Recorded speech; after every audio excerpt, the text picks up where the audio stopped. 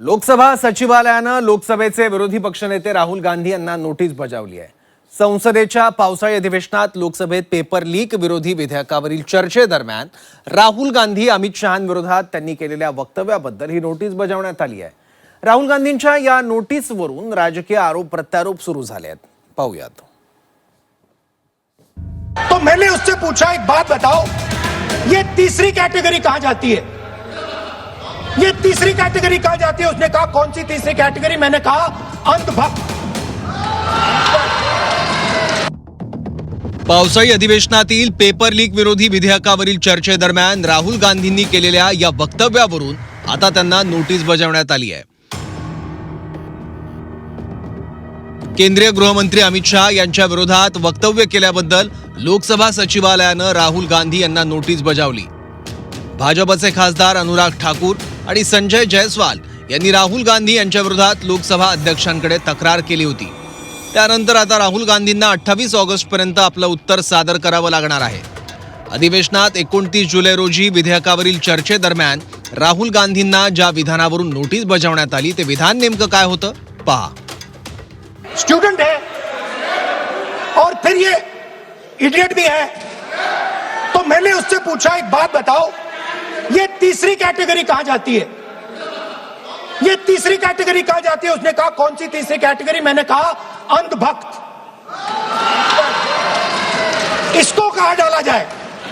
She says to me, अंधभक्त is a person who is absolutely convinced that another idiot is God. So these are the three categories: student, idiot, and andhbhakt who follows the idiot. Rahul गांधींना देण्यात आलेल्या या notice नंतर विरोधक आक्रमक झाले आहेत। काँग्रेससह ठाकरेंची शिवसेना, पवारांच्या राष्ट्रवादीनेही राहुल गांधींना आलेल्या या नोटीसचा निषेध करत टीकेची झोड उठवल्याचं पाहायला मिळत आहे। फक्त आहे जे चुकीच्या आणि अंधविश्वास ठेवून, आंधळेपणाने विश्वास ठेवून बोलतात त्याला अंधभक्तच म्हटलं जातं। त्यामुळे राहुलजी बोलले ते काही खोटं बोलले किंवा चुकीचं बोलले तसं नाही। त्याचं ते आम्ही काय तशा नोटिसा आल्या काय 56 तरी ते राहुलजी घाबरणारे नाही। बरोबर जेव्हा युवांवर लाठीचार्ज केला जात होता, अतिशय वाईट पद्धतीने मारलं जात होतं, तेव्हा CJI जे आहे चीफ जस्टिस ऑफ इंडिया ते म्हणतात की आम्हाला वेळ नाही। त्यांना मात्र कोणी नोटीस तिथं देत नाही। मोठे मोठे भाषण करणारे द्वेषाचं भाषण करतात, तिथं नोटीस तिथं देत नाही। आणि मग तिथं जर राहुल गांधी जे लीडर ऑफ ऑपोजिशन आहेत ते तिथं बोलत असतील आणि त्यांना नोटीस देत असतील तर मला असं वाटतं की जी पॉवर आहे BJPकडं ती पूर्णपणे ते वापरून विरोधकांचा आवाज दाबण्याचा त्या ठिकाणी प्रयत्न करत आहेत। काँग्रेस म्हणजे अर्धवट मूर्ख म्हणा फार तर। आता मूर्ख म्हणणं हे का अनपार्लमेंटरी नाही ना।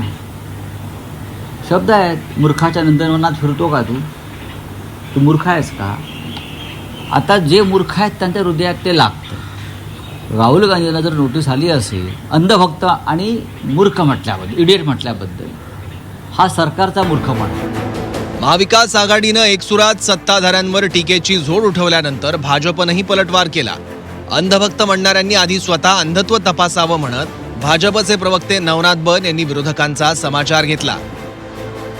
जनाब संजय राऊत मी मूर्खाच्या नंदनवनामध्ये राहतात आणि हे मूर्खाचं नंदनवन म्हणजे इंडी आघाडी, काँग्रेस आणि उभाटा गट आहे।